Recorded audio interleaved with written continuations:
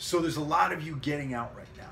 A lot of you getting out of the military. A lot of you beginning new lives. Some of you have been out for a while, and you're kind of still in this transition period where you're in between being in the military and being a civilian. You're trying to get used to everything. You're trying to get your footing, and you're just not sure about the future and what direction you should go. Now, this is a really scary time for a lot of people. It's a really awkward time for a lot of people. But if you look at it in the right way, it can also be a really great time in your life if you look at it in the right way.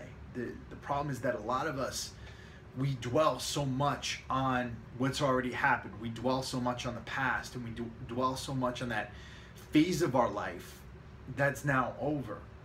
And it's a beautiful period in our lives when we get to serve in the military. It's a beautiful period because we're around our brothers, we're around people we care about, people that we would die for. At the same time, when you're getting out, it's time for you to worry about you. It's time for you to worry about something else. So the first thing you need to do when you get out is you need to begin investing in yourself. And there's a few tips I want to give you in this video for doing so. The first is this: you need to start reading. You need to read as much as possible, and I'm going to recommend some books to start with. The first is going to be this: The Magic of Thinking Big by David Schwartz. This is one that I just added to my library, and it's absolutely awesome because it helps us to understand that the way that we think sometimes really limits us. And the fact is, we're only really limited by our thoughts and what we think we can do. The bigger you think, the more ideas that will come into your head, and the more opportunities will come your way. So, and I know that sounds cliche, but anytime something sounds cliche, it's usually the truth, right? Check this book out. The second book is one that I've gone over on the Warrior Soul podcast, and I believe that this is a book that every veteran should read. It's by Eric Greitens, and it's called Resilience. When we think about resilience, Greitens talks in the book about, a lot of times we think about a rubber ball that we press on and it goes back to shape, comes right back to the shape it was. But the fact is that a lot of us, when we go through hard times, when we go through really difficult experiences, we're not the same person that we used to be. And the quest to try to be that person again is kind of futile. What we need to do is kind of integrate those hard times into our being and understand that they have made us stronger in different ways. They haven't made us weaker. And to understand this book, you kind of have to understand Stoic philosophy. And Stoics believe that the good and the bad times shape our lives, and the bad times sometimes shape our lives better than the good times do. The bad times are what make us stronger. The bad times are what help us to gain endurance, help us to gain determination to live the rest of our lives. And they give us insight in ways that we can appreciate the lives we now live. You know, one of the things I do every morning is I write down in my journal everything that I'm grateful for, because I've been homeless before. I'm so grateful for living in a house. I don't care that it's not a mansion. I don't care that I don't have $1 million right now. I'm living, I'm able to put food on the table. I'm in an awesome relationship, and I'm so grateful for it. And so what we have to do is we have to start to be grateful for the things we do have in our lives. You've had that amazing experience of serving in the military, and you have some amazing opportunities in front of you. You just have to see them. And I think that that book, Resilience, will really help you to understand that. Another series of books I highly recommend is one, Marcus Aurelius's Meditations, and two, Seneca's Letters from a Stoic. These are, and Thucydides, of course, Endotridion. I don't know how to pronounce it, so sorry, but Thucydides.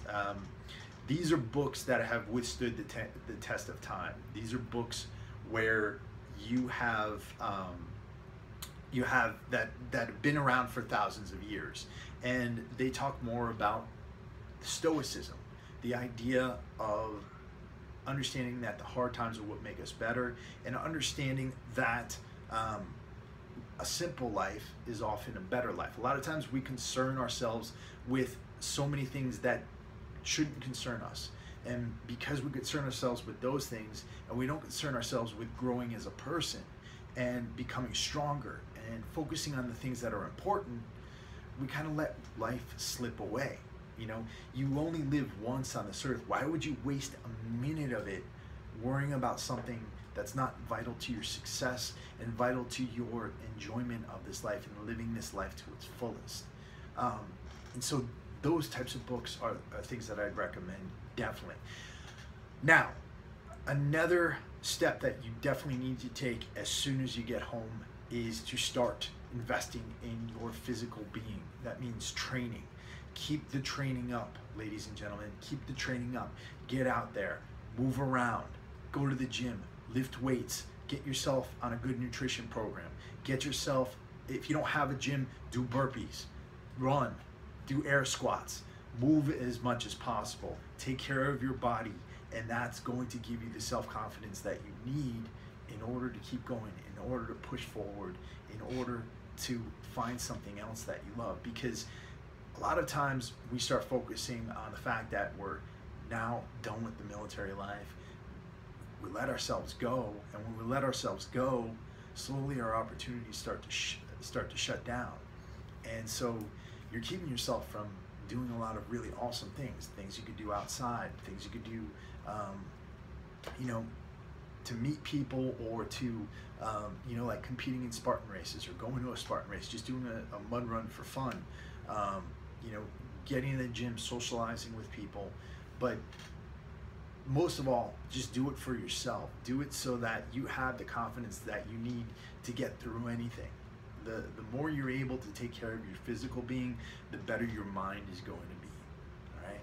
The last thing I'm going to encourage you to do is to do things that make you a little bit uncomfortable. Right.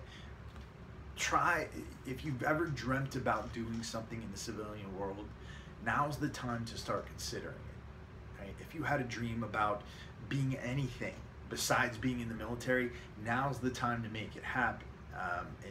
And I say that because the further you get in life, the more your opportunities start to close, right? As soon as you get out, that's the time to really start pursuing things.